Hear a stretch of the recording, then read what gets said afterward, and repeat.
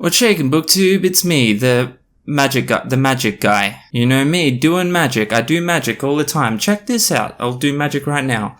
Empty hand. Right here, empty hand. Nothing there. She's empty. This one, ready for some magic. Now there's a watch. It was empty, and now there's a watch. It's magic. You may be wondering what the point of this stupid little magic gag is, and really it's because I thought of it about 10 minutes ago and I figured it was a perfect segue into talking about Harry Potter. We're talking about Harry Potter. Harry Potter conspiracies, actually. Something that... Did someone say conspiracy? Don't even worry about it. I'm on the case. I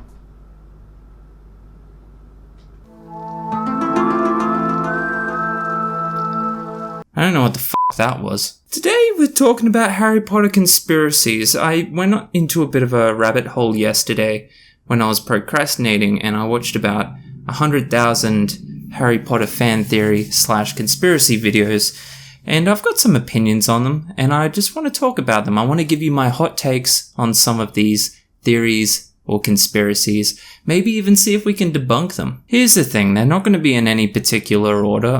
Maybe I'll try and do the least credible first, but I don't know. We'll just see how we go. I've done another video similar to this, but it was where I talk about conspiracies or fan theories in a wide range of different books. I'll link the video if you want to check that out, because I did talk about some Harry Potter fan theories in that one as well. So obviously I'm not going to repeat them in this video. I'm going to start with the one that I think is probably the most silly first, and it's one that I'm sure you've heard of. It's that Ronald Weasley is actually Dumbledore, and Dumbledore is a time-traveling Ronald Weasley, because, you know, they look exactly the same.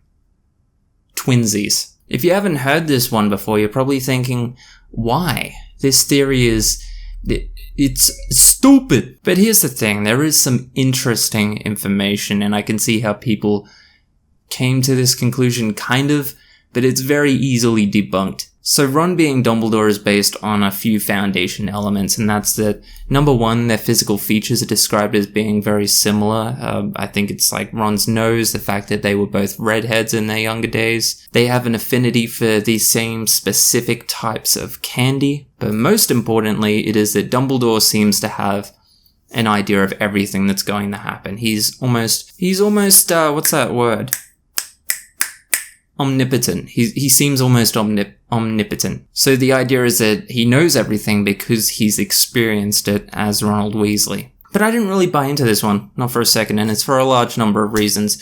Number one, I guess you could get out of the way, is they have very different sexual orientations. Dumbledore is gay, despite the fact that was revealed after the series was concluded. Ron is obviously happily married to Hermione, and so he should be, because goddamn. Dumbledore and Ron's histories have both been explained and described in the books, and obviously Dumbledore's family was described as being different to Ron's. Dumbledore had a sister of his own. Shit went down there. Him and Grindelwald had mad beef, and it just... bad blood spilled over, family was lost. R.I.P. You know what I mean? A lot of people say that another issue is that how could they have existed in the same time? I don't think that's so much an issue, because Harry and Hermione did exist in the same time when they used the time turner device. So we can yeet that argument away. The reason I don't think it's very credible is just because it doesn't make any sense. Talking specifically about Dumbledore knowing everything that was going to happen, a lot of the stuff, almost all of the stuff that happened during the series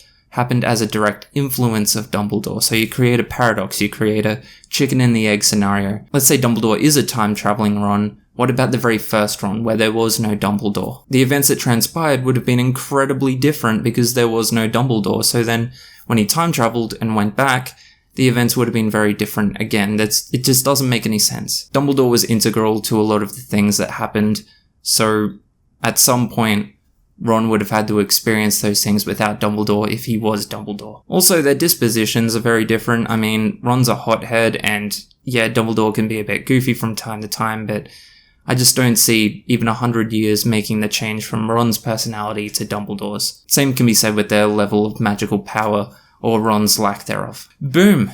Myth busted. Also, this isn't a silky Harry Potter robe. Do you want me to show you? It's actually... it's a dragon kimono. Look what I'm wearing. Kimono, dog. What are you wearing? Every single white dude who's watched even one episode of anime owns a dragon kimono.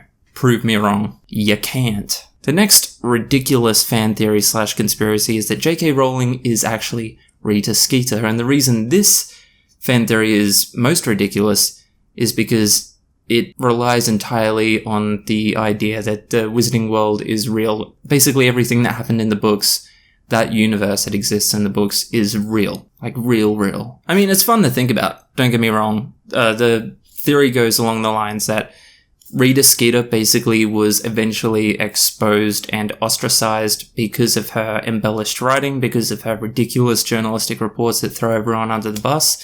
So she went to live in the Muggle world, and doing so, she basically had to start off in a life of not extreme poverty, but let's just say struggle street. She became a single mum, and eventually she made the decision that she needed to turn back to her writing, what she thought she was good at. Bingo Bango wrote her experiences into a series of books focusing on the celebrities she interviewed during the Triwizard Tournament and beyond. Harry Potter, the boy who lived. Perhaps she even exaggerated or embellished writing those stories as well. Now, the first thing you'd be wondering if you were to counter this fan theory conspiracy is Rita Skeeter in the books is described as being a very bad and malicious person. So why would J.K. Rowling write herself in that way? And people defending the conspiracy would say that it's a form of self-deprecation, but I strongly disagree. Self-deprecation, anytime I've ever seen it, takes a very different form to describing yourself as being sneaky and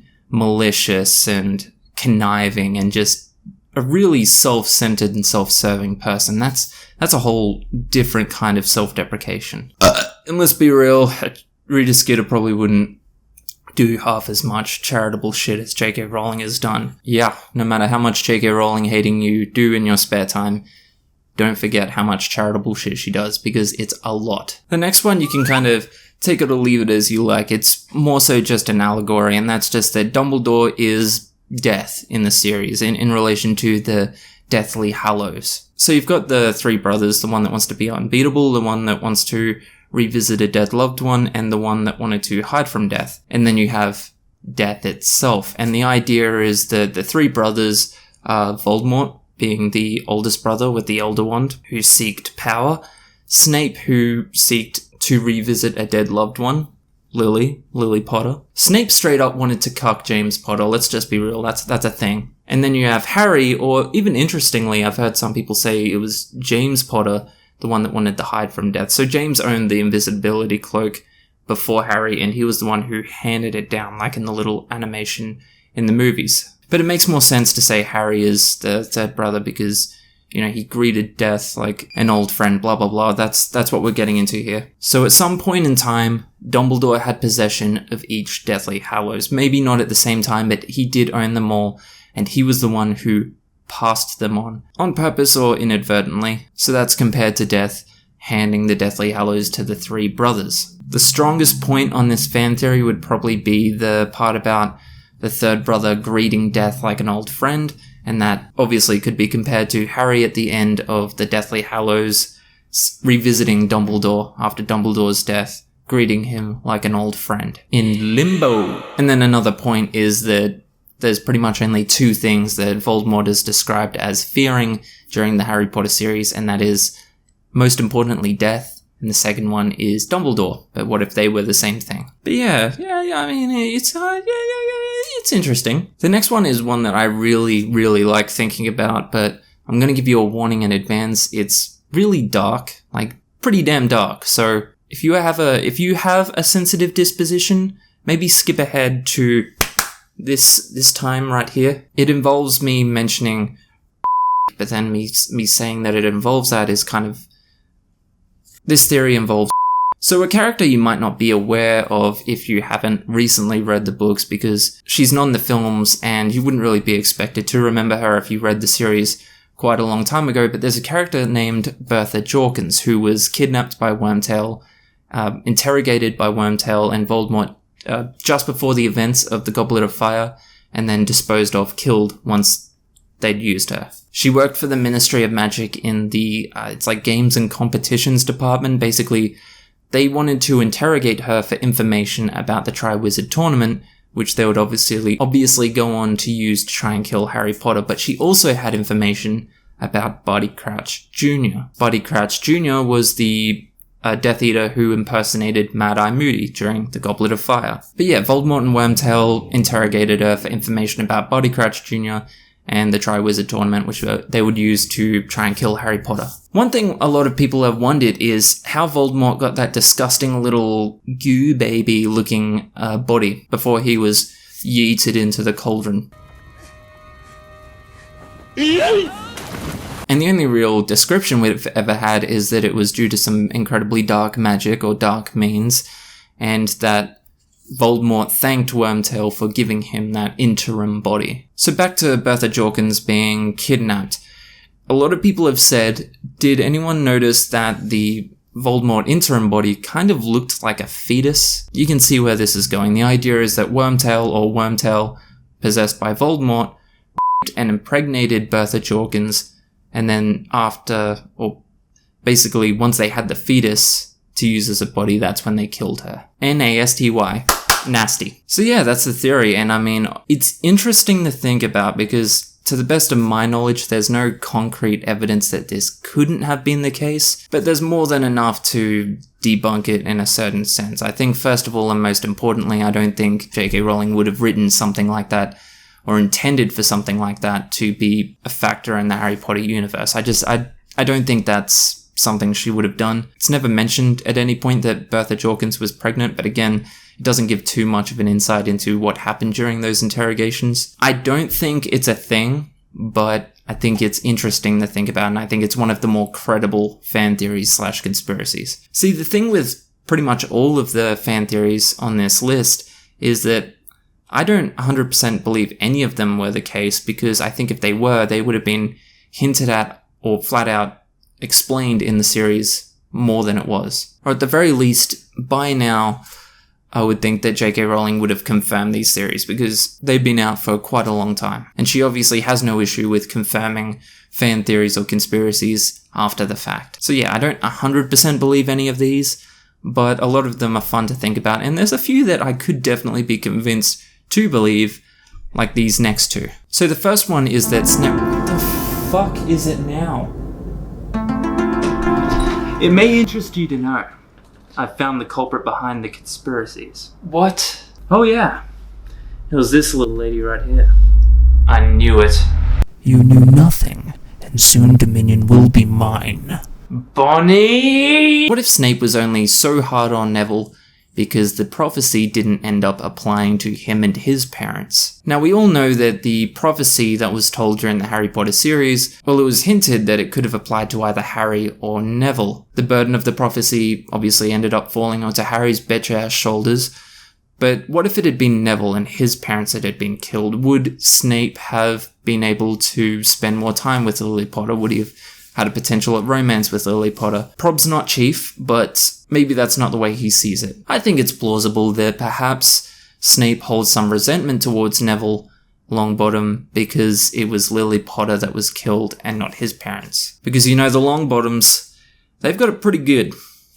Not many people would say that they've suffered that much. And it wouldn't be entirely out of character for Snape either. Like, don't get me wrong, I'm not one of those people that are like a Snape hater, despite the fact that he definitely bullied students. Like, he did. And, like, yeah, he was pretending to be an asshole or a bad guy, but he straight up bullied some students. He probably did some permanent damage there. But I kind of love that. I don't love bullying. Yikes. But Snape was not a perfect person, despite having one of the best, if not the best, one of the best character arcs during the Harry Potter series. He was incredibly brave, and in the end he was a good person, but he was an asshole. He was a dick. He was worse than he had to be. It's almost like he had flaws.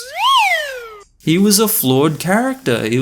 We within his character to hold grudges and hold resentment and take that resentment out on people who didn't directly deserve it. The next one is also a Neville theory, another one that I think is very credible and entirely plausible, and that is that Neville was only a bad wizard or an inept wizard for most of the series because he wasn't using a wand that chose him. Much like Ron, who got his wand as a hand-me-down from his brother Percy, Neville picked up his wand after his parents were hospitalized into St. Mungus, which is like the mental hospital in the Harry Potter universe. Figuring that his father had no longer any use for it, he chose to use his father's wand, despite the fact he could have got another one if he wanted to. But the battle at the Ministry of Magic during the Order of the Phoenix against the Death Eaters, that's a real turning point for Neville, and a lot of people would rightly say that it's because he found confidence in finally having that battle, being forced to really put his life on the line for the first time.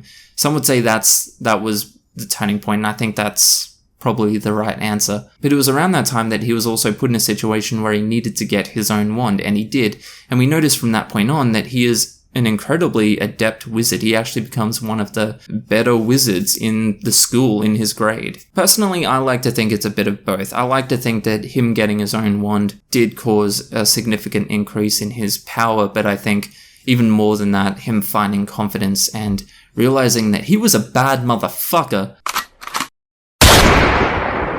was what really did most of the work. So I've only got 2 left, and the next one is pretty damn... I don't know. I 100% don't think this fan theory is true, but it is one of the more interesting ones to think about. It's one of the ones how if even something small was changed in the book series, this one would have a lot more credibility. Basically, it's the theory that Ginny made Harry fall in love with her through the use of a love potion, and I know a lot of people hate this theory, but they hate it just as strongly as some people genuinely believe this is the case. Now, I'm not trying to be elitist here or anything, but I think most, if not all of the people who believe that this is the case probably haven't read the Harry Potter book series or read it recently, because Ginny is a much more flushed out character in that series, and as such, her relationship with Harry, the romance, is a lot more flushed out. Here's the thing. Even in reading the books, I did think that their attraction to each other was almost out of nowhere, especially Harry's attraction towards Ginny, because obviously she always had a crush on him. But most people forget, Harry only really showed an attraction for her in book 6, the second last book of the series, in The Half-Blood Prince. That's when he started showing some real straight up thirst for Ginny Weasley. I'm gonna say flat out, I don't ship Harry and Hermione. I don't think that's a thing. I don't think they had any romantic chemistry. Obviously they loved each other, they cared about each other, and Harry had an enormous amount of respect for her because, God forbid, she was his best friend, but I think Hermione and Ron had a lot more romantic chemistry than Hermione and Harry. But then I also think there wasn't a lot of romantic chemistry between Harry and Ginny either. What I've always thought and still kind of believe is the cause for them two getting together is that it was growing closer to the end of the series and everyone was kind of pairing off with their romantic interest, and yet we're left with the main hero, the protagonist, didn't really have anyone. And that late in the series, you don't just want to throw in a new character just to pair them together. A character like Harry needs to be with a main character, and one of the only female characters that were left with any real importance was Ginny Weasley. I think their romance was more out of necessity, but again, that's just my opinion. That's really just assumption. But yeah, a lot of people like to think that insta-romance was because at some point during book 6, Ginny used a love potion on Harry, and this can be debunked pretty damn easily, and that's because Harry did not at any point show actual symptoms of the love potion. We all know in the books it's explained that love potion doesn't actually create love. It creates obsession, and at no point was Harry obsessed with Ginny Weasley. Another thing is that I think Dumbledore or McGonagall, or especially Snape, who is a potions master, they would have noticed if Harry was under the influence of a love potion. And then lastly, but most importantly, it's not within Ginny's character whatsoever to do that, especially after being under someone else's control herself in the Chamber of Secrets. I don't think she would do that. And again, referring back to the books, her character is a lot more in-depth and sculpted in the books than the movies. So book Ginny wouldn't do that in 100 million years. Movie Ginny? Maybe, but still, I don't think so. At the end of the day, this is like a fun theory, but I think for the amount of people that genuinely believe it, it just feels a little silly. I mean, I'm not saying you're stupid, but you're stupid. And the very last fan theory, the very last conspiracy, no, I'm only going to touch on quickly because it's not really worth that much time. This is just one of those stupid fan theories that could only be completely and entirely debunked by J.K. Rowling saying that's not the case, but even if she did that, people would still believe this. It's that the whole thing happened within Harry's head. Hogwarts and the Wizarding World was basically trauma-induced psychosis. Trauma from the car crash that killed his parents, so he's got survivor's guilt, and trauma from the extreme abuse and neglect from his aunt and uncle and cousin. My opinion on this one is just that if you want to believe that, go ahead, but why? Why?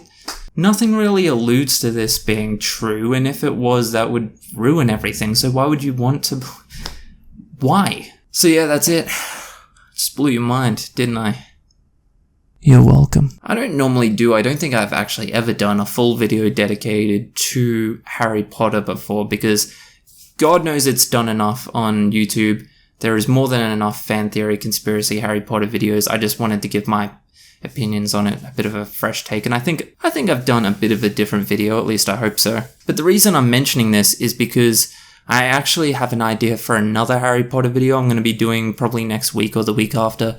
It's more of an essay video, me talking about a particular, I guess you could call it theory of mine, more so just an alternate version of Harry Potter from my perspective. It'll be a bit of a deep dive, a bit of an analysis, kind of video essay on what I think the circumstances would have been in that situation, but I can't give you any more hints than that because I don't want someone to steal my idea. Thanks so much for watching. I'll see you in the next video. Now, get your little muggle bitch ass out of here. No magic having ass, bitch. Shazam! Oh god, I'm in the wall! I'm in the wall!